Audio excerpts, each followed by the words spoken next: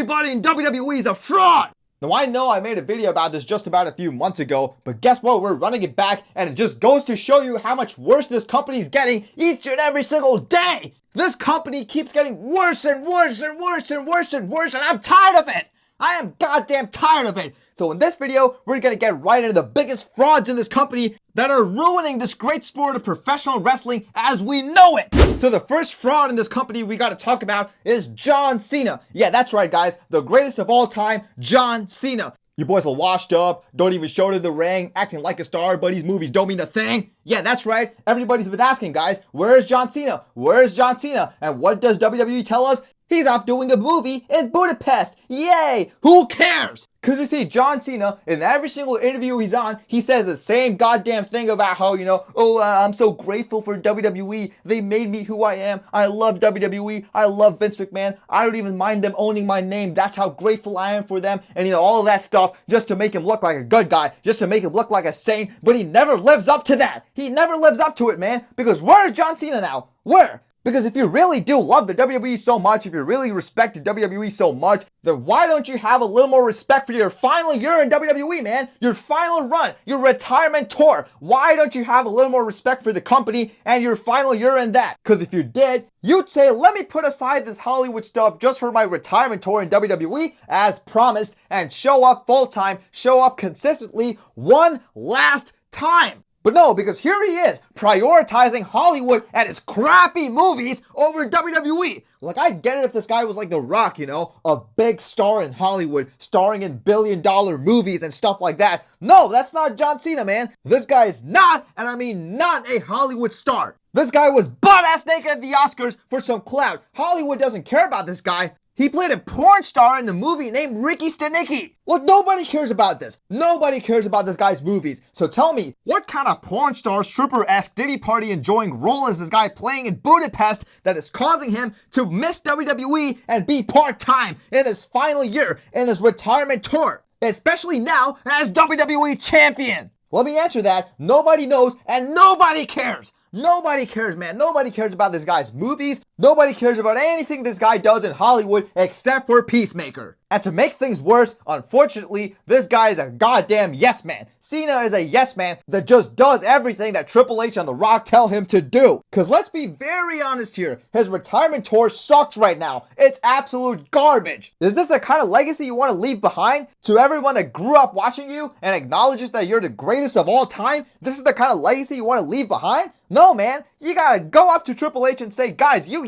just can't book. Your bold asses can't book. Give me creative control. I want to go out with the guys I want to go out, with the promos I want to go out, with the matches I want to go out. That's what you're supposed to say, and Triple H and The Rock are going to comply because you're goddamn John Cena. But no, guys, instead of giving us the retirement tour that was promised to us, the stuff like, oh, we're going to get some great stuff with John Cena in his last year ever on Netflix and stuff like that, a lot of last time ever matches, a lot of new rivalries and all that stuff that they hyped up. Instead of all of that, we're getting John Cena showing up once in 3 weeks and absolutely stinking it up on the mic every goddamn time he shows up. And John Cena is not going to do a damn thing about it because he doesn't care. He's not going to go up to creative and say, wow, this sucks. I'm going to come up with something better and we're going to do that. No, he's not going to do that. Instead, he's going to do whatever they say and he's going to collect his big fat check and immediately fly over to Budapest to play a goddamn stripper. And trust me, it absolutely hurts me to say all this stuff because John Cena's my GOAT, dude. This guy's like my childhood hero. I grew up watching this guy.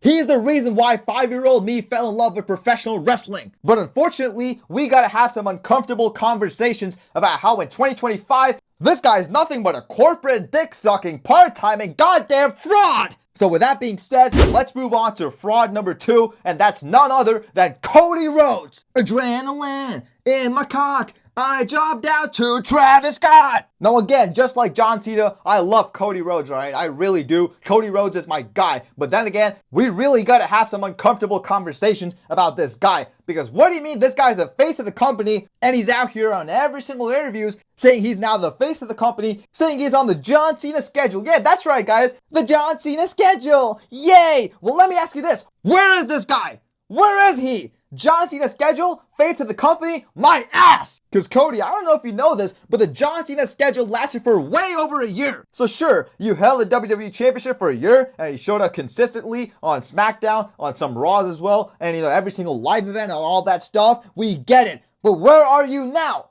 You're still the face of the company. I don't care if you're not the WWE champion. You're still the goddamn face of the company. That means you gotta show up, man. You gotta show up. Like 4 weeks, I get it. Take 4 weeks off. I don't care. But this is getting a little too much. Now I know some of y'all smartasses in the comments are gonna want to make me look like an asshole and say stuff like, oh, you're so rude, you're so mean. Well, let him have a vacation. He worked so hard for the past year. Well, he asked for it. He asked for it, man. He wants to be the face of the company. He wants to have the John Cena schedule. So this is what it takes. You gotta show up, especially at a time like this when the product just absolutely sucks. Because SmackDown had like 0 stars. Like, I don't care how trash an episode of SmackDown might be. At least we should get the top stars in that show. We should have Cody Rhodes in there. We should have Randy Orton in there. You get the point. But no, none of them were there, man. None of them. The biggest stars on that show were LA Knight and Solo Sikoa. So Cody Rhodes, being the face of the company, he needs to show up, man. He needs to show up. That's the #1 rule of being the face of the company. You gotta show up. Because it's not even like John Cena is showing up consistently. And everybody, dude, everybody in WWE that's doing the heavy lifting right now, that is, the main event, they're all part-timers.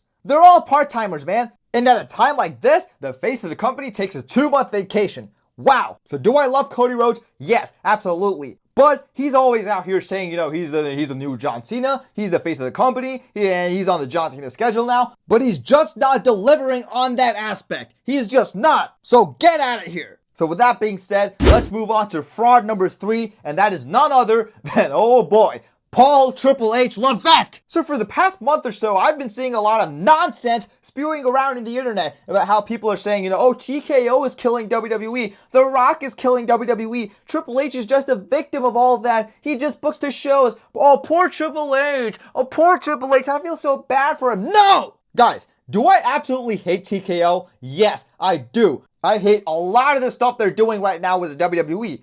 But if the product was still good, if the content they're putting out week to week was still good, I would not complain at all. Like in early 2024, you can notice the changes in WWE and all that stuff. We got sponsors on the mat and all that stuff, but I never complained because we were still getting good content. Like we got the Road to Mania 40 and Mania 40 itself. And even a little after Mania 40, the product was still good. We were having King of the Ring, CM Punk and Drew McIntyre and all that stuff. But now the biggest problem is that the content sucks. The stories they're telling are absolute garbage, and Monday Night Raw and Friday Night SmackDown are absolutely unwatchable. They suck. So when the content sucks, who better to blame than the chief content officer, Triple H, Jean-Paul Levesque? Because I don't care if The Rock was messing with John Cena and Cody Rhodes' story. It is Triple H's job to come up with something good regardless of anything. I don't care if TKO forced Jey Uso to win the Royal Rumble. It's still Triple H's job to come up with a good story for Gunther and Jey. But did he do any of those things?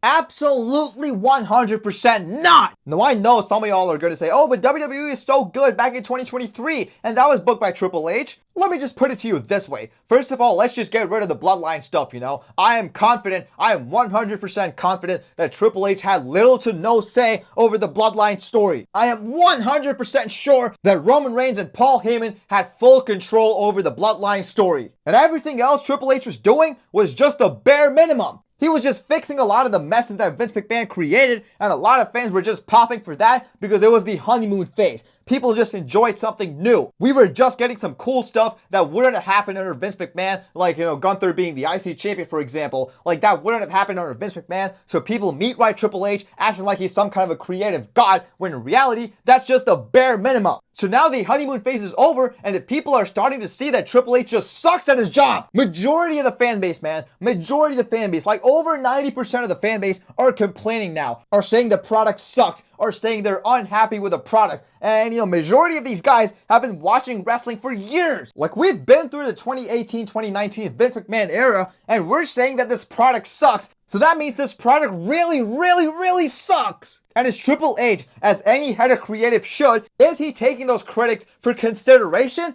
Absolutely not. This guy's going on interviews saying that the fans are stupid for being critics instead of just being fans and sitting back and enjoying whatever lazy ass garbage they give us. So let me just ask you this. Do you think I enjoy making videos like this? Do you think I enjoy coming on here and saying, wow, WWE sucks, I absolutely hate it? No, I don't. I grew up watching this, man. I love professional wrestling. Trust me, I would love nothing more than to come on here. Whoa, pause. You know what, man, screw you know what I mean. I would love nothing more than to come on here and talk about how much I love the previous Friday Night SmackDown, how much I'm enjoying WWE, how much I'm enjoying wrestling, but I'm not. I'm just not. And as a fan, dude, as someone that's been watching it for over a decade, I am going to criticize it. I'm definitely going to criticize it. I'm not just going to sit back and just consume everything these guys give us. Absolutely not. That is not what a fan does. Part of being a fan is being a critic. So Triple H, instead of taking these critics into consideration, he's getting all defensive and he is defending himself. And if you ask me, it just makes him look petty. And then he lies about how, the internet is not real because, I cater to the crowds. I give the crowds what they want, not the internet. Like, shut the hell up, alright? We know how chronically online you are. And let me tell you this, the majority of the internet fan base are criticizing the product right now. It's not just a loud minority. It's not just a bunch of weebs online crying about stuff. No, the majority of the fan base are complaining, whether it's on Instagram or on Twitter, anywhere, dude, anywhere you look, even on YouTube. Like everywhere, people are complaining about the product, and that's when you know that you're doing something wrong. You can't just say, oh, it's just the internet, guys. It's just the internet. Like, no, you can't do that. You just can't. Like, let's say you get a haircut, all right, and you absolutely love it. You think you look amazing, but then your mom takes a look at it and say, wow, you're chopped as hell, this haircut sucks. And then your dad takes a look at it and says, wow, you're chopped as hell, this haircut sucks. After that, maybe you'd say, well, it's just parents, parents are always saying our haircut sucks, so whatever, let's just move on. But then your friends say that the haircut sucks too, and everybody you meet in public says that your haircut sucks as well. And that's when you gotta realize, like, damn, maybe this haircut actually sucks. So yeah, unlike before, unlike a few months ago, it's not just a few people on the internet, a few weird people on the internet ranting about, how the product sucks and all that stuff, and just nitpicking about the product. No, majority of the fan base, literally when you go to the internet and open up any kind of discussion about wrestling, you're going to see that people are unhappy with WWE right now. And this goddamn fraud Triple H tries to downplay it each and every single time instead of actually listening. Get out of here, man. Get the hell out of here. But oh, he's just a victim, right? It's TKO. They're the problem, right? They're the problem. Shut up, man. Shut the hell up. The chief content officer is majorly responsible for bad content. Period. And with that being said, let's move on to fraud number 4, and that is none other than the final boss, The Rock. Now I know that I just said that I hate the fact that The Rock is being presented as a main culprit over Triple H, but that doesn't mean this guy's innocent, alright? He's far from it. The Rock still sucks. We still hate Dwayne Johnson around here. So I think at this point it's pretty clear that this guy absolutely sabotaged the story between John Cena and Cody Rhodes. Now, you know what? Forget about John Cena and Cody Rhodes. This guy absolutely sabotaged his old story with Cody Rhodes. So on the Raw after Mania 40, this guy shows up, confronts Cody Rhodes, and gives him something, hands him something that we can't see, that we don't know, and that's a mystery, And he says, oh, don't break my heart again, or something like that. So yeah, we're just left to wonder what it is. That's the big mystery. So what does he do the next time he shows up and confronts Cody Rhodes? He just shows up and then just does a 1, 2, 3 and the throat slit and just leaves. Okay, but maybe that was a mystery as well. So what does he do after that? What does he do next time he shows up? He cuts a promo as a babyface, all buddies with Cody Rhodes. And then a few months later, out of nowhere, he starts a sell your soul story that makes absolutely no sense, which leads to John Cena turning heel, and then he just dips.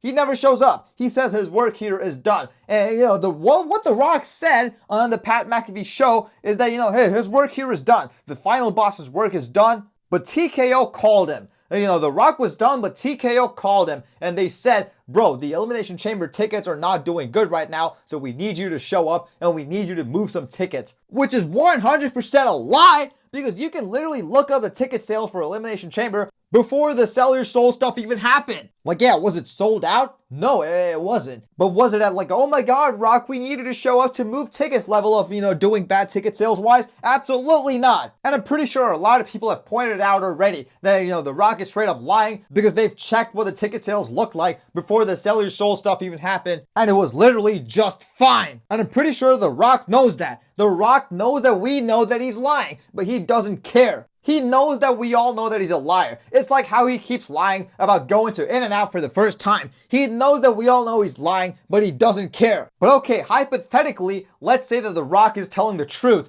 and TKO did actually call him up and saying, the Elimination Chamber tickets are not doing good, so we need you. Let's say that happened. The Rock should have done one of two things. He should have either told TKO that he cannot make it because, if he makes it to Elimination Chamber, if he somehow makes time for the Chamber, he still cannot make time for WrestleMania. Because The Rock last year said that he doesn't want to half-ass anything. I remember that. He said, quote unquote, I don't want to half-ass anything. And he was talking about that when it comes to, Roman Reigns, Roman Reigns versus The Rock at WrestleMania and all that stuff. He said, if we're going to do it, we're going to do it right. I don't want to half-ass it and all that stuff. So The Rock, someone who doesn't like to half-ass stories, he should have said, guys, I don't want to half-ass this. I'm not even going to be able to show up at WrestleMania. So showing up at the Chamber and starting a new story and not even being able to, give it a proper payoff at WrestleMania because I can't show up at WrestleMania, that wouldn't be good. That's not good business. He should have said that. So he should have either done that or he could have just made time for WrestleMania as well.